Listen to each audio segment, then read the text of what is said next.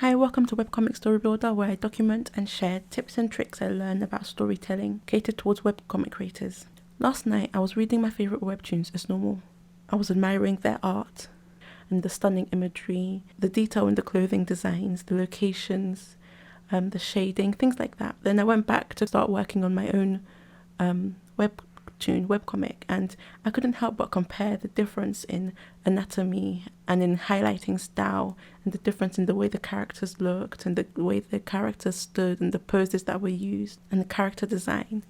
I feel like comparison is something we naturally do. It's something that's really hard to avoid. And so I started comparing those webtoons to my own, and the anatomy and the poses, the camera angles that were used. And I understand that those things come with time, with experience, but it did make me wonder, will I ever be able to create that amazing emotional impact that my favorite webtoons create with each page and each chapter?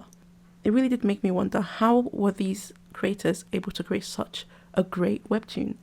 And part of the reason why I started Webcomics Story Builder was to find out how storytellers tell such great stories, how One Piece has been able to keep going for over 20 years and stay exciting, how the Remarried Empress keeps you hooked chapter after chapter after chapter.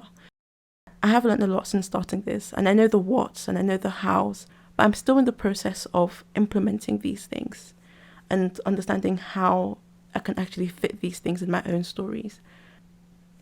And reading all these other webtoons on the platform, while it did make me envious that they are such successful stories and are such, not just about the success, but also about the creativity and the type of emotions that they make us feel. So as I read these webtoons, it makes me wish I could apply these techniques to my story more effectively. It makes me wish I could make more stories faster and learn these techniques faster, so I quickly grow and learn and reach my goal. But I do understand it's something that takes time. And that's the other thing I wanted to talk about, is sometimes when I post, it feels like nothing is happening. And I know that it's not just me that feels like this. A lot of new starters and beginners tend to feel this way, where when they create something and put it out there, it doesn't gain much traction. But what I've learned over the months is that there are things happening behind the scenes. So for example, I know that the more I post, the more the algorithm sees how committed I am, and then the more likely it is to recommend my stuff later on in the future. The more we do something, the more the incrementation towards the success we want increases. And also, as I post more and create more, I'm also building up those skills because I'm keeping up with that consistency. So I'm learning more and practicing more, and eventually, hopefully, I will get better and better at what I'm doing, whether it's writing blogs or creating YouTube videos or creating a webtoon or webcomic. The more I do it, the better I will get at it. So it's not really something that I can rush.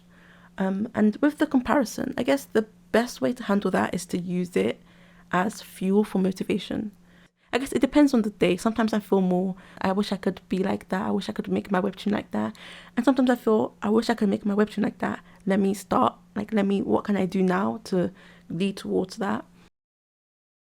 But that's just something I wanted to talk about today, is in case anyone else has been feeling the same way I was feeling, or has had the same experience as I did, going onto Webtoon and seeing all these amazing stories and comparing it to the story or the webtoon that you're making, and comparing other people's success to your own lack of success. As we make that journey, we will see others who are ahead of us and compare where they are to where we are. But I can't remember who it was. Someone once said something about how you can't compare that where someone else is to where you are based off of where they are now. You should compare where they were to where you are, because they've had a different journey, if that makes sense. And it does get dangerous once that comparison turns to serious jealousy and envy and lack of hope and things like that. I read a book about separating yourself from that. But, if you're reading webtoons, then it's going to be hard to separate yourself from that comparison. I don't personally know the solution. I guess it's different for everyone. For me, it's a mixture of envy and motivation. So I wish I was like that, and let me try my best to get there. Let me do all that I can to get to where I want to be, and use the people who inspire me, who I compare myself to, as inspiration and to learn from, to learn from their success and how they did it, and then also share what I learn with others. So thank you for watching. If this did help you in any way, please do leave a like, and make sure you check my blog for more storytelling tips and advice, and make sure you subscribe as well. Thank you.